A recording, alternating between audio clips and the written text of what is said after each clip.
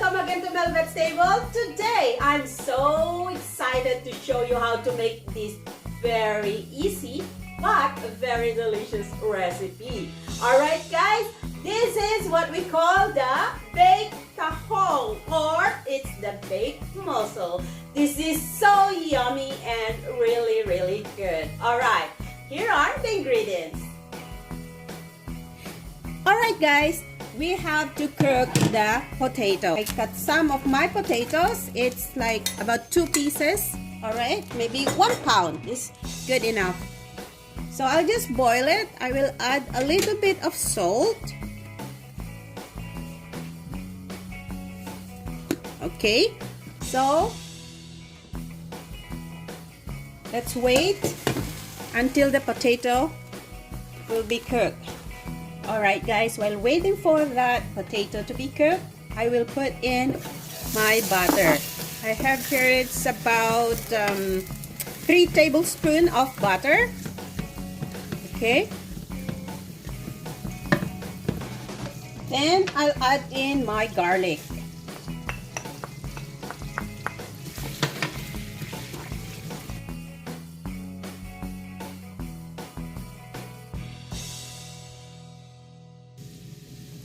Next, we'll add in the onion.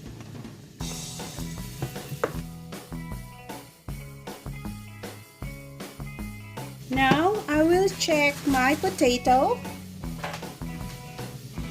Right, it's already soft. Okay. Alright, while waiting for my garlic and onion to be like brownish, I will mash the potato. Okay.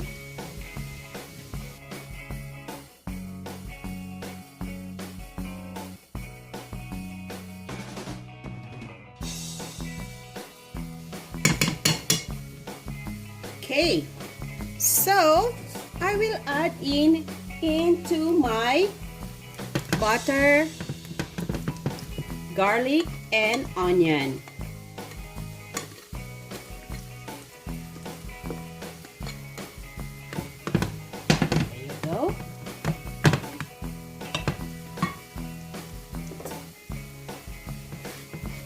Next, I will add in the cream cheese.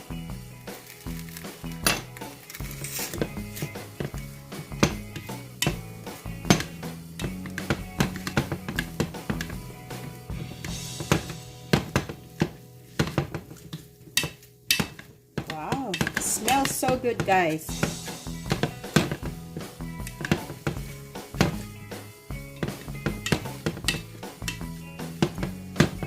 I'll add my milk.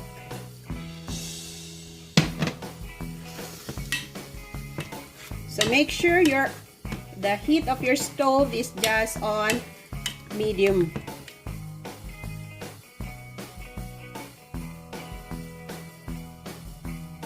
Then I'll add a little bit of ground black pepper.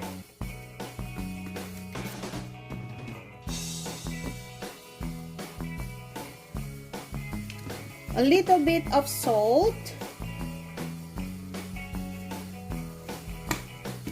and parsley. It is optional, guys. You don't need to put it.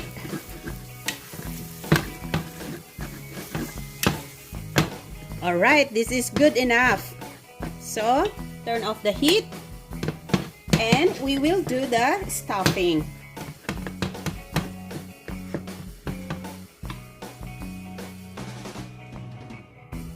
So now we are ready to put the stuffing of our baked tahong. First, I'll put in the mashed potato that I made. Okay, like this. I want to cover it.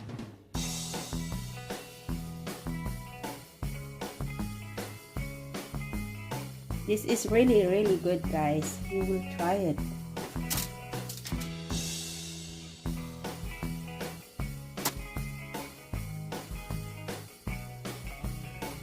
Alright, next we'll add the grated cheese. You can use any cheese that you want. Just put it on top of your tahong. Okay?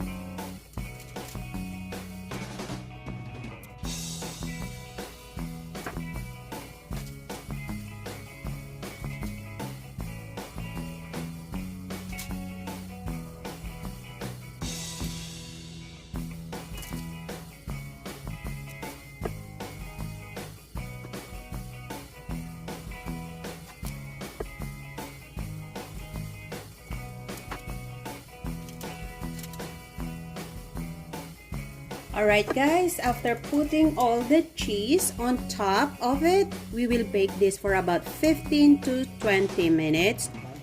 Alright guys, look at this. It's done cooking.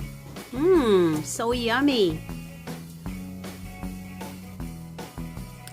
There you go guys. So, I have some cilantro here. You can use parsley or green onions. Okay,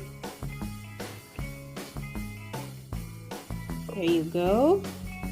Next, I'll just put some of my cilantro on top.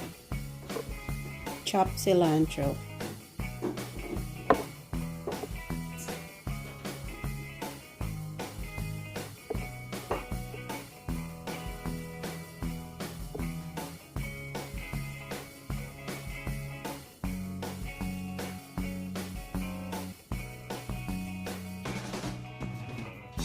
Alright, there you go. Okay guys, here it is, our very yummy tahong, baked tahong.